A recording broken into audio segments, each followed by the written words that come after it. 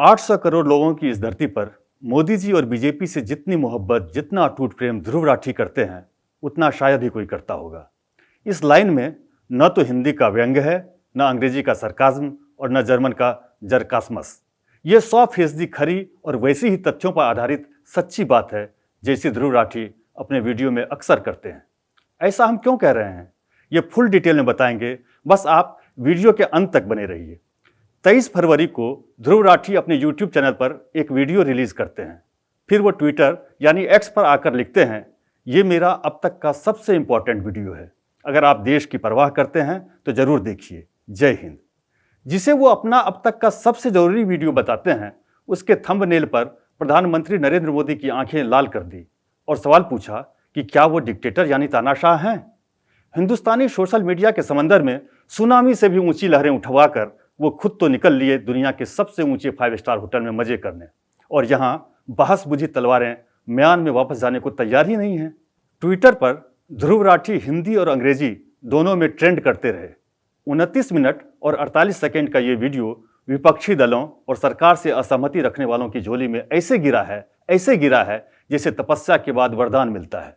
जिन लोगों ने वीडियो देख लिया है उनके रिमाइंडर के तौर पर, और जिन्होंने नहीं देखा है उनकी जानकारी के लिए बता दें कि वीडियो में मोटा मोटी क्या है। ध्रुव के मुताबिक मोदी जी और बीजेपी के राज में भारत का लोकतंत्र खतरे में है। वो कहते हैं कि सिर्फ वक्त पर चुनाव होना लोकतंत्र नहीं होता, वो तो नॉर्थ कोरिया और रूस में भी होता है, लेकिन नाम के लिए। फिर तो इलेक्टोरल बॉन्ड, ईडी और सीबीआई जैसी सेंट्रल एजेंसीज, मीडिया, चंडीगढ़ का ताज़ा मामला और किसानों के प्रदर्शन जैसी घटनाओं के आधार पर अपना वही लोकतंत्र खतरे में है वाला आर्ग्यूमेंट दोहराते हैं। अब आते हैं हमारी शुरुआत की उस बात पर, हमने क्यों कहा कि ध्रुव राठी बीजेपी और मोदी जी से अटूट प्रेम करते हैं।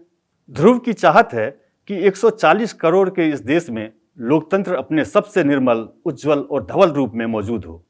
और ध्रुव बहुत आहत हैं इस बात से कि मोदी जी और बीजेपी की सरकार में ऐसा क्यों नहीं हो पा रहा। उन्हें इसका गहरा दुख पहुंचा है। ऐसा लगता है कि उनकी आंखों ने 2014 के बाद सोते जागते सिर्फ एक सपना देखा है, भारत में लोकतंत्र अपने विराट रूप में रोशन हो। वो बीजेपी से इतना प्रेम करते हैं कि इससे पहले और इसके बाद उनकी उम्मीद किसी से नहीं, कुछ भी नहीं। उन्हें लगता है कि अगर ऐसा कोई कर सकता है तो सिर्फ और सिर्फ केवल प्रधानमंत्री मोदी और बीजेपी। इसलिए जब लोकतंत्र के सोचे हुए विराट स्वरूप में थोड़ी भी 19-20 होती है तो ध्रुव परेशान हो जाते हैं।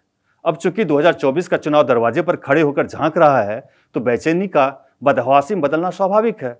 अब देखिए ना, 2014 से पहले देश में लोकतंत्र का कितना सुंदर, पावन, पवित्र रूप दिखाई देता था।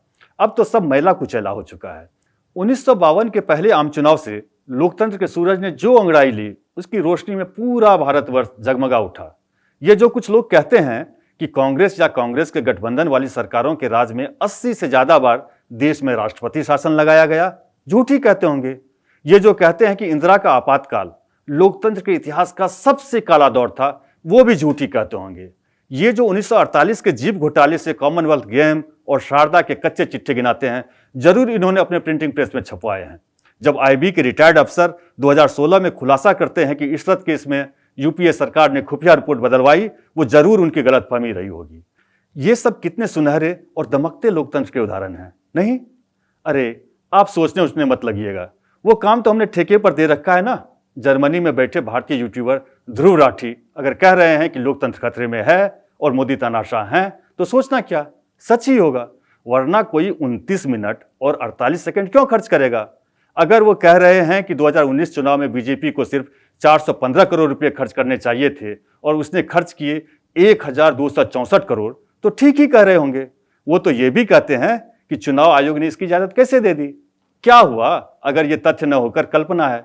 अच्छे ग्राफिक हो, युवा चेहरा हो और वीडियो वायरल करने वाली फौज हो तो क्या नहीं हो सकता।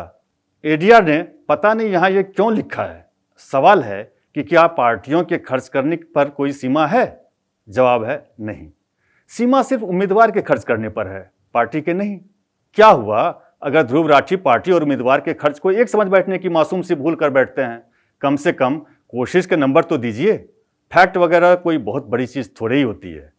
नॉर्थ कोरिया और रूस के लोकतंत्र से वीडियो की शुरुआत होती है और उसी पर करीब 30 मिनट का ये वीडियो खत्म होता है।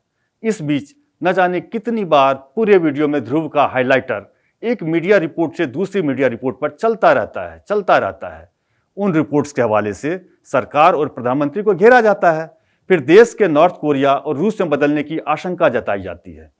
क्या हुआ अगर नॉर्थ कोरिया पर कोई वीडियो बनाए तो उस देश से एक भी नेगेटिव खबर पर हाइलाइटर नहीं चलवा सकता, क्योंकि सरकार के खिलाफ कोई खबर छपती ही नहीं।